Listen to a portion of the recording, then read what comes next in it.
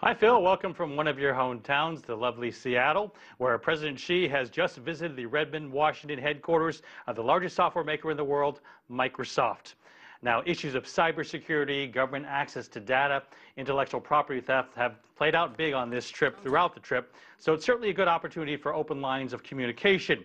Microsoft has had some difficulties in China in recent years with their software being pirated, and last year Chinese regulators were said to have opened an antitrust investigation of the company. Some Chinese government agencies were discouraging the use of their products, as well as other technology companies.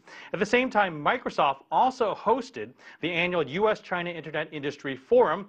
Among those attending were Uber CEO Travis Kalanick, the CEO of real estate website Zillow Spencer Rascoff, and Uber competitor and China's very own Didi Kuaidi President John Liu. Also present, the official in charge of China's internet policy, Liu Wei. Liu touched on cybercrimes, saying the U.S. and China should be on the same ship when it comes to countering hackers and cyber terrorists. A very similar tone to the policy speech that President Xi Jinping gave last night at a banquet.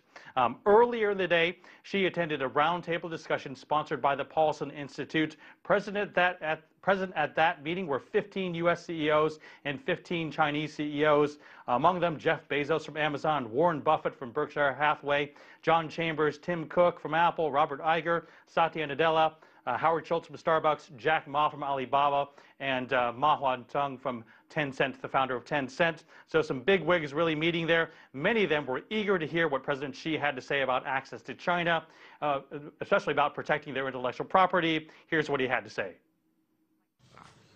We will continue to build a law-based business environment, an open environment. We will stand firm to protect IPR. The newly established IPR courts in China are running smoothly. This means that there will be much stronger IPR protection, which will serve the interest of foreign business as well as Chinese companies.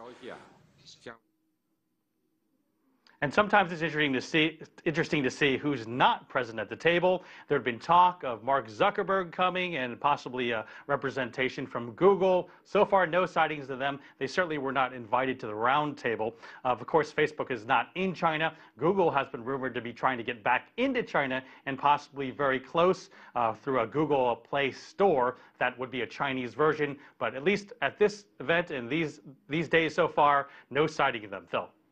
Mark, since you've been in Seattle, it's been sunny every day, it appears to me, so I think you're just going to have to stay there. Good to see you. Thank you for